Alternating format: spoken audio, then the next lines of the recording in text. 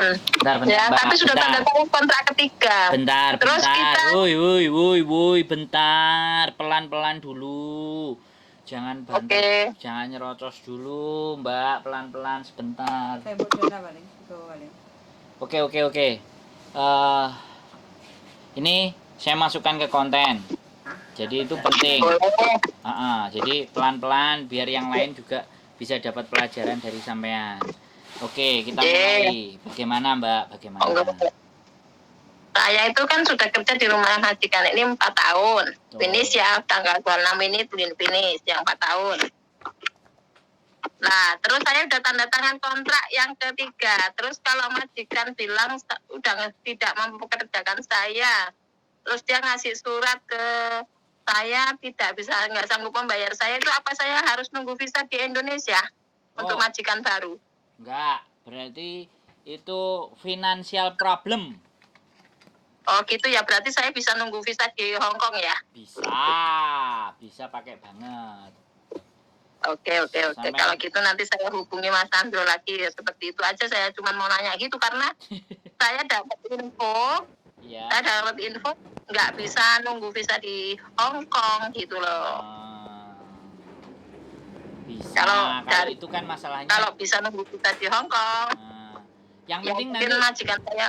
Oke. Ya. Yang penting nanti benar-benar suratnya itu financial problem. Iya. Dia pun nanti ditelepon imigrasi, dia pasti ngomong seperti itu, dia bilang gitu. Bukan ke imigrasi, di suratnya. Oh, di suratnya? Surat di suratnya dia sudah bilang seperti itu nanti. Bukan bilang, ditulis. Bukan bilang. Iya, ditulis, ya tanda tangan. Iya, benar ditulis. Samen harus cek. Samen harus cek benar-benar. Karena bisa jadi itu nanti masalah buat samen kalau samen nggak perhatikan. Ya udah, saya bilang saya minta surat tertulis bahwa saya sudah tidak sanggup membayar pembantu saya. Ya. Saya terpaksa membatalkan kontrak yang ketiga. Saya hanya memakai dia 1 bulan 2 bulan ini saja gitu. Samen harus pegang itu. Samen harus juga bawa. Jadi nggak cuman agent, nggak cuman imigrasi, samen sendiri juga harus bawa. Tulisannya nggak usah panjang-panjang. Financial problem gitu aja udah selesai. Terus dia tanda tangan, selesai. Tapi dia nggak bisa bahasa Inggris, dan dia pakai bahasa Gedek pasti.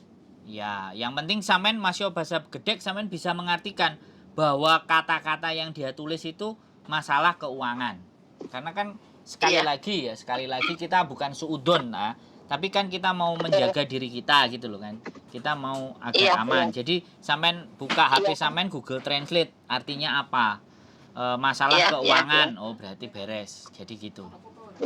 Makasih sekali Mas Andro karena sudah memberi saya jelas gitu loh. Tadi saya gini kan, kalau saya dari anak-anak harus pulang, Mbak Wati harus pulang nunggu di Indonesia. Saya tanya agent saya, kamu tuh masih kontrak ketiga baru gini banyak macamnya kan. Tapi majikan saya bilang, memang aku kalau nggak bisa bayar ya kamu pindah agent aja, karena agentmu juga maafan, dia bilang gitu. Siap.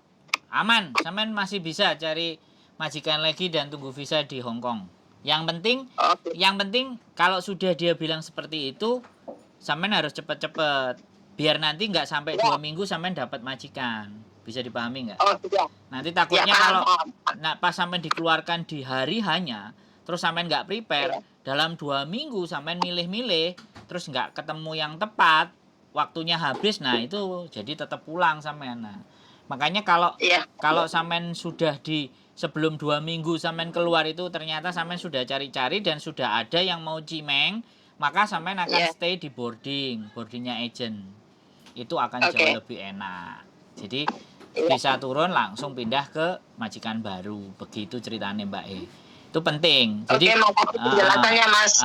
Jadi prepare waktu itu harus penting, karena saya tahu kadang-kadang anak-anak itu kalau udah finish atau apa itu maunya yang ini, majikan maunya ini, sedangkan nyocokin majikan itu kan belum tentu toh, Mbak.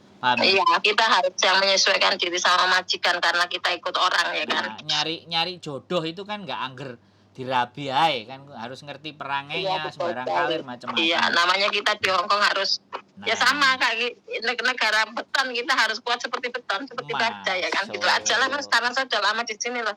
Mantep. Ini sudah sering nonton konten saya ini kelihatannya. Ya sering.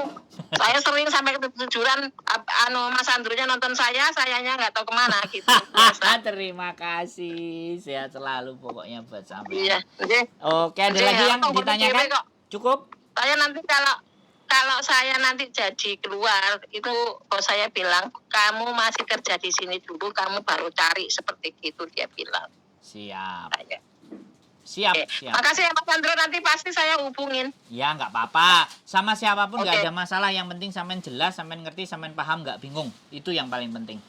Yang paling penting. Siap. Iya. Oke. Makasih ya Mas. Sehat selalu. Penjelasannya, makasih sekali. Tuhan memberkati. Amin. Tuhan memberkati. God bless you. Oke. Selamat malam. Malam, yuk. Oke teman-teman semuanya, luar biasa ya. Ini financial problem ya. Teman-teman harus memastikan bahwa surat finish kontraknya itu memang benar-benar tulisannya financial problem. Soalnya kalau nggak kayak gitu nanti yang repot teman-teman lah ya. Jadi kalau sudah ada catatan dari situ dan teman-teman pegang nanti ke agen lain mau menaikkan ke imigrasi itu lebih enak. Jadi salinannya yang 3 biji itu yang buat imigrasi, buat kita sendiri, buat majikan itu sama semuanya tulisannya financial problem. Ada tanda tangannya, kalau enggak ya memang kopian. Yang aslinya mau ditaruh di imigrasi, aslinya kasih pegang majikan, yang penting sampean pegang kopinya dan benar. Jadi seperti itu ya teman-teman.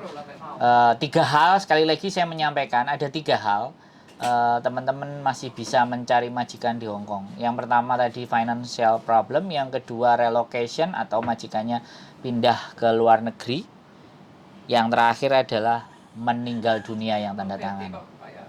Oke, jadi gitu. Piye bojoku nguyang guyu wae. Mbak E.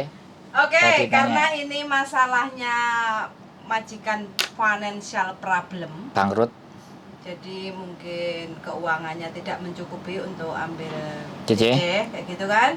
Jadi saran saya sebelum keluar dari majikan, teman-teman itu bawa surat dari majikan, terus cari majikan baru. Kalau sudah dapat, baru diajukan ke imigrasi. Keluarnya. Karena prosesnya itu agak sedikit berbeda seperti teman-teman yang normal finish kontrak.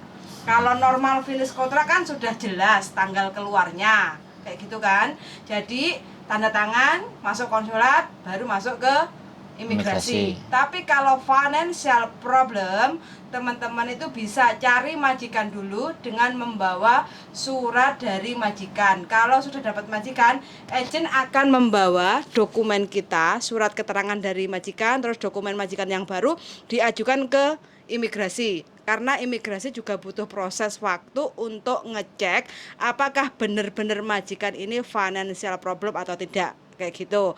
Nanti kalau imigrasi bilang oke, ini bisa masuk, jadi kontrak kamu bisa masuk ke konsulat, baru kita ngomong ke majikan kapan last day, kapan hari terakhir kita bekerja.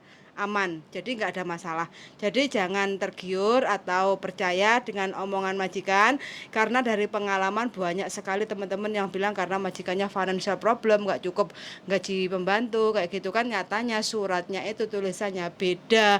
Terlanjur kita sudah keluar, surat itu tidak bisa digunakan untuk ke imigrasi pengajuan financial problem kayak gitu. Saran saya sih ya, suwun sangat, dan itu aja pesan dari saya, darling. Oke, keep stay tune my YouTube channel and see you next video. Bye bye.